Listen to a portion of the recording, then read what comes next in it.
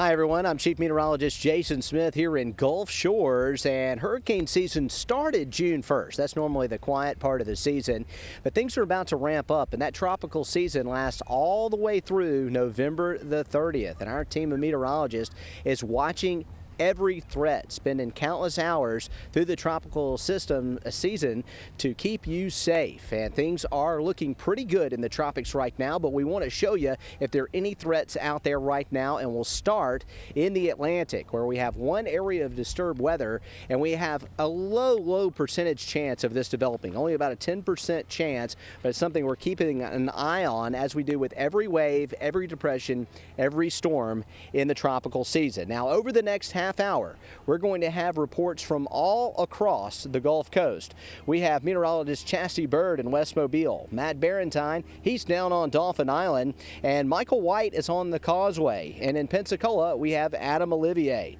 Michael, we'll start with you, and this is for the first season storm Cindy that we saw, and tell us a little bit more about that system. Well, Jason, so far the 2017 hurricane season hasn't presented us with any hurricanes, as you know. Now, that more than likely is going to change as we enter August and September, which are the peak months of the season, but we have seen 4 tropical storms so far: Arlene, Brett, Cindy, and Don. But as we all know, it was Cindy that made her presence felt right here on the Gulf Coast. Also, we're watching the tropics. This system here in the Caribbean, this is going to be moving into the Gulf. It's going to gradually get better organized. Just about 1 month ago, we were tracking her, Tropical Storm Cindy. And although not the meanest looking tropical system we faced on the Gulf Coast, she certainly made her mark with lots and lots of rain.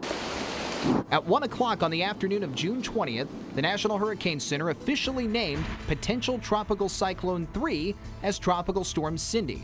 On satellite imagery, it looked very disorganized, mostly because the convection was so far away from the center of circulation, which was due to a lot of dry air in the Gulf of Mexico, combined with high wind shear. Because of this, our section of the Gulf Coast picked up tons of rain and were under multiple flash flood warnings. In fact, the week Cindy arrived, many spots saw anywhere from 4 inches of rain inland to a foot of rain along parts of southeast Mississippi and the Florida Panhandle. Of course, here on the Causeway, flooding is not uncommon, especially during heavy rainstorms. Combine that with high tide in the afternoon, and the roads could become undrivable. Cindy demonstrated that for us. It could be maneuvering a possible tornadic storm in that area. The other big issue that kept us watching Cindy closely were the isolated spin-up tornado possibilities, and we saw several warnings issued on the afternoon of June 21st. It could be to Atmore in under 20 minutes based on its current rate of speed, and The outer feeder bands of tropical systems can spark these off pretty easily, although they are a lot weaker than the kinds of tornadoes you'd see in the fall or the springtime. The northeast quadrant has the best chance to see those tornado chances, and that's exactly where we were. Cindy made landfall in southwest Louisiana on June 22nd and was the first storm since Hurricane Isaac in 2012 to do so. She dissipated on Friday, June 23rd.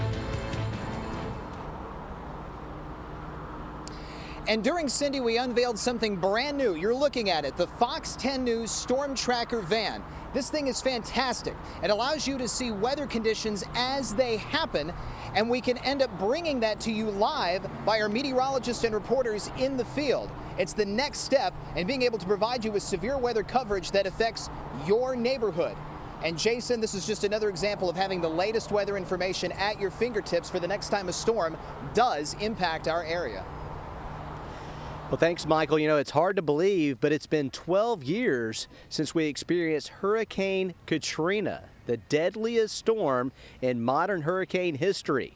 Now, some of you may not have experienced Hurricane Katrina, but those that did will never forget it.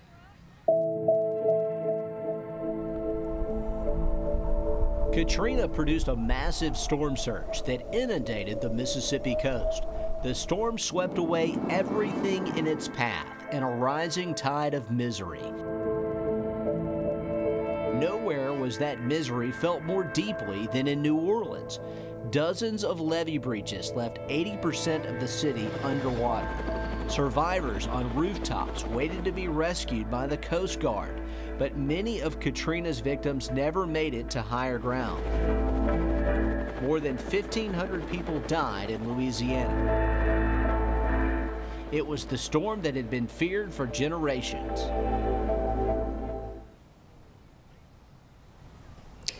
And last month, you may have gotten a call from me asking if you're prepared for tropical season. It was all part of an exclusive Fox 10 News strategy and research survey. 1,500 of you responded, and here are the results. Question we asked, would you say that your family is hurricane prepared as of right now? 69% of those surveyed said yes, they are hurricane prepared. 31% said no. Then we asked, how strong does a storm have to be for you to be concerned? 19% get concerned when there's a tropical storm.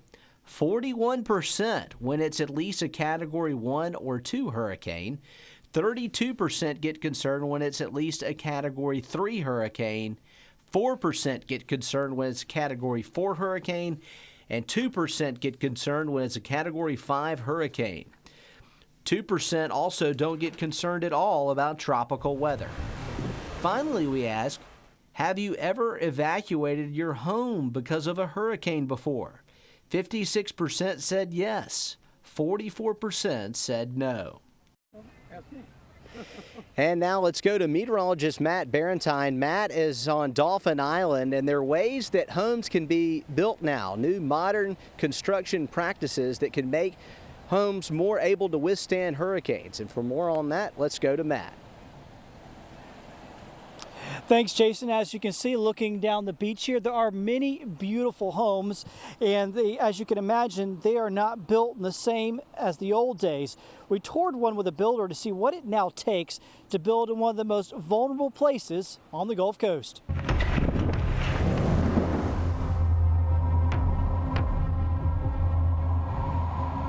Katrina just continues to get worse. Hurricane Katrina destroyed hundreds of homes on Dauphin Island, laying waste to whole stretches of the West End. 12 years later, many of those homes have been rebuilt, but these homes are different, built with strict codes and new materials designed to weather the next major blow. This roof is a step or 2 or 3 above what the code requires. Builder Steve Kinney and his wife Julie have built many new homes on Dauphin Island since Katrina. The most recent project on Pineda Drive was designed from the ground up to withstand the worst. This floor is called LVT. It's a luxury vinyl tile. It's very water resistant. Large windows frame a beautiful view, made possible by impact resistance. No shutters needed here. In a storm, if something is flying around and hits the window, it will keep the water from getting into the house. The ground floor has a storage room that's designed with flood vents, so surge can pass through it with less harm. It allows the water to equalize inside this room from the outside. But the most important part of the design is how the whole structure is anchored together. It starts with 3 dozen pilings set in concrete 18 feet into the ground. Obviously, they're the foundation of the house, and so that foundation has to connect to the body of the house to keep the house from being lifted off its foundation or moved off its foundation. Moving up from there, every part of the structure is tied together with steel and bolts, right up to the attic. And so you're connecting the roof to the framing, to the floor below. So in a high wind situation, you know, it's designed for 150, 160 miles per hour. You don't want that roof coming off the structure. So you're trying to tie it all the way down as far as you can go. Now, that home is built to gold fortified standards up to 160 miles per hour. Now, you may not be building a home on Dauphin Island, but even in your current home in other parts of Mobile and Baldwin counties, you can retrofit and fortify your home. And you may even be able to get some of that paid for. There is a program called Strengthen Alabama Homes where you have to fill out an application. And we have a link to that program for you on our website attached to the story at fox10tv.com. Reporting live from Dauphin Island, I'm Matt Barentine, Fox 10 News. If you've ever wondered what is protecting your cell phone or internet service during and after a hurricane, we have the answer. Next, as Storm Ready 2017 continues here on Fox 10 News.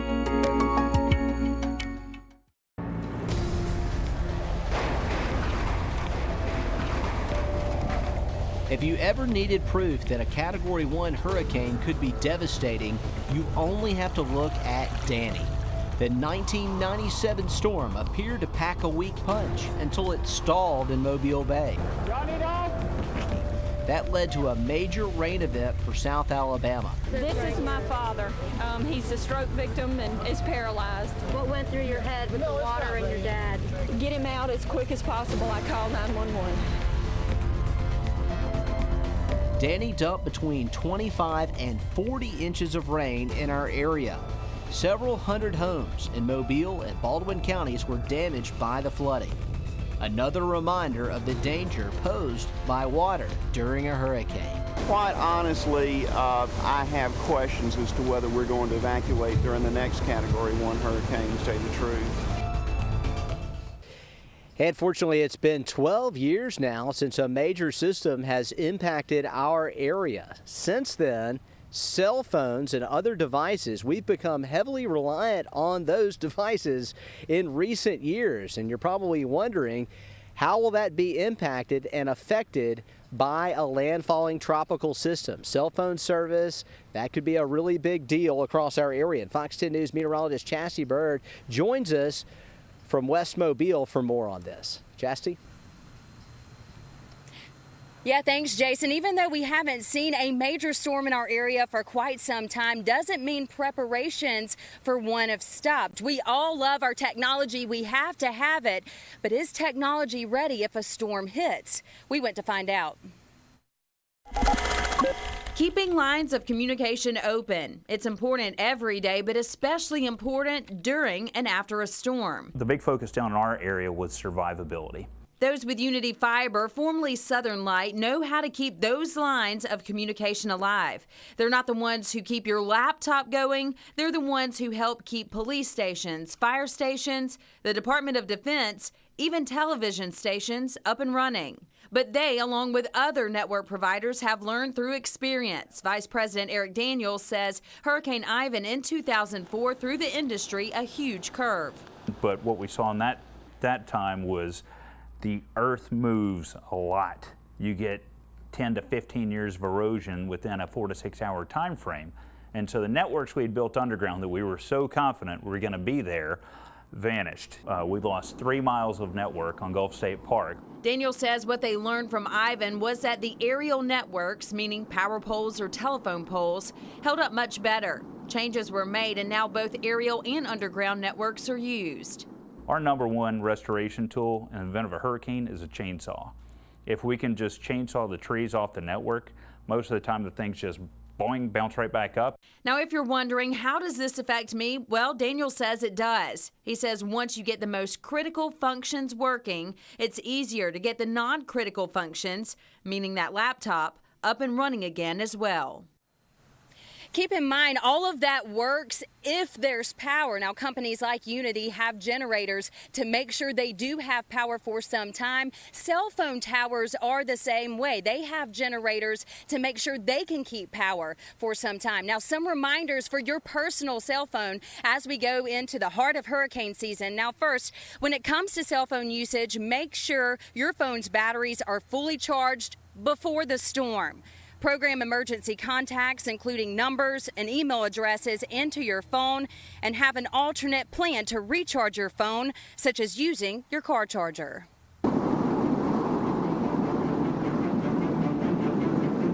Water is the deadliest part of a hurricane, and the federal government is stepping up its storm surge warnings this year.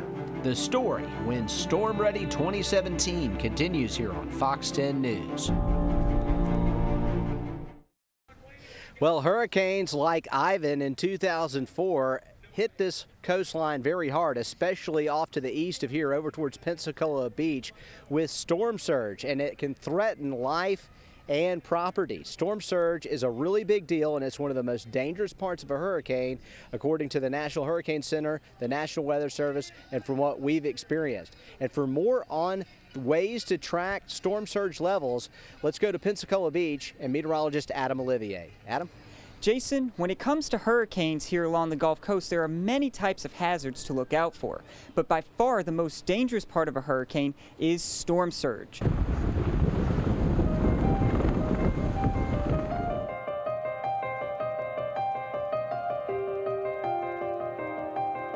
Hurricanes pose many dangers, but the biggest issue to watch out for is storm surge.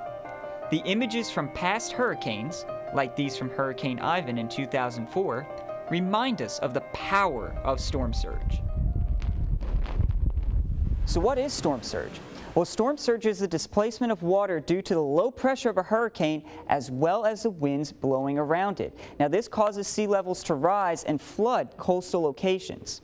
Around our area, there are many areas that are vulnerable to storm surge, even just in a Category 1 storm. Take, for instance, around downtown Mobile and Dog River. Both areas will start to see flooding from storm surge in a Category 1 storm. By a Category 3 storm like Ivan, many more areas start to flood, including more of downtown, 3 Mile Creek, as well as the watershed of Dog River. In a Category 5 storm, we see a dramatic change where most of downtown floods, as well as near Tillman's Corner and I-10. So certainly from a Category 3 to a Category 5, many more areas will flood.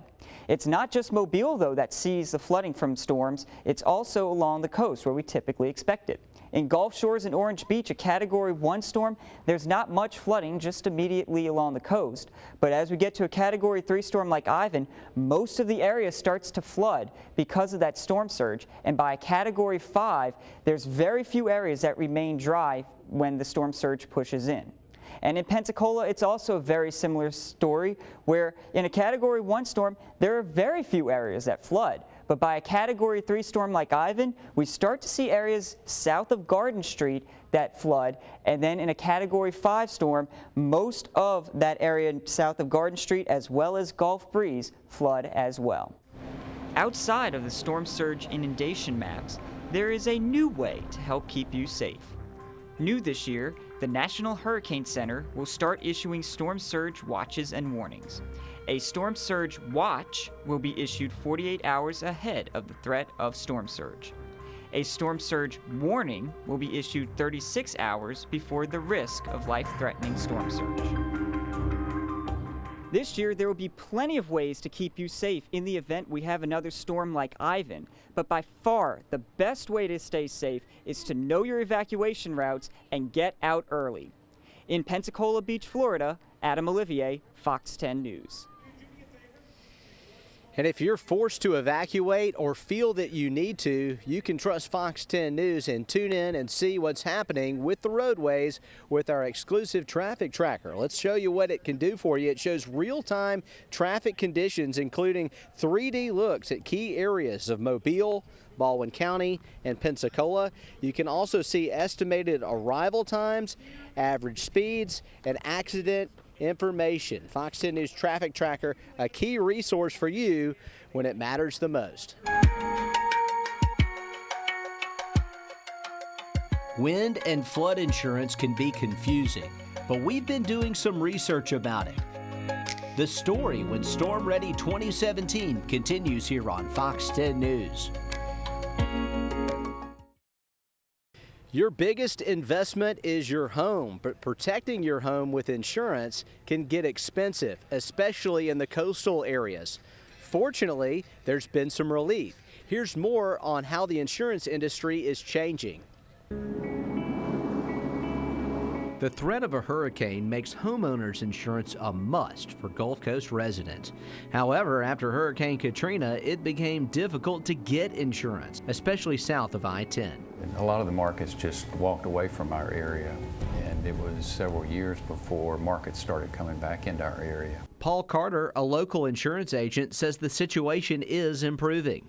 New state regulations have helped our area, especially in the southern parts of Mobile and Baldwin counties. Since they came in, we've probably had about 10 or 12, 15 new companies come into the area. And of course, competition's good. The rates have fallen, and they're very, very affordable now. We are starting to see 50 to 75% rate reductions. Insurance salesman Lou Howell says now there's less frustration for homeowners south of I-10. Companies are using precise maps and elevations to determine risk instead of just a zip code. With technology now, insurance carriers are able to see how far you are from the Gulf of Mexico and how far you are from the bay, so you can get a true, accurate quote. But homeowners insurance may not be all you need. If you live in a flood zone and you're less than 30 feet in elevation, flood insurance will protect your investment. A wind policy does not cover damage from freshwater flooding or storm surge. During Katrina, flooding caused nearly $300 million in damage in Alabama alone. If you do buy a home, make sure you do get an elevation certificate and your house is built above elevation. That will make flood insurance affordable. Now that hurricane season is in full swing, it's a great time to review your current policies.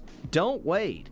You can't buy or change your home insurance once a storm is in the Gulf. Well, the tropics remain quiet across the Atlantic Basin, the Caribbean Sea, and the Gulf of Mexico. Very little to track, and it's a wonderful day here on the beach at Gulf Shores. Just remember, though, things can change quickly, and we'll be here for you this hurricane season 24/7 on our website, fox10tv.com, and on our Facebook page, Fox 10 News. We're committed to keeping you and your family safe. I'm Chief Meteorologist Jason Smith for Fox 10 News.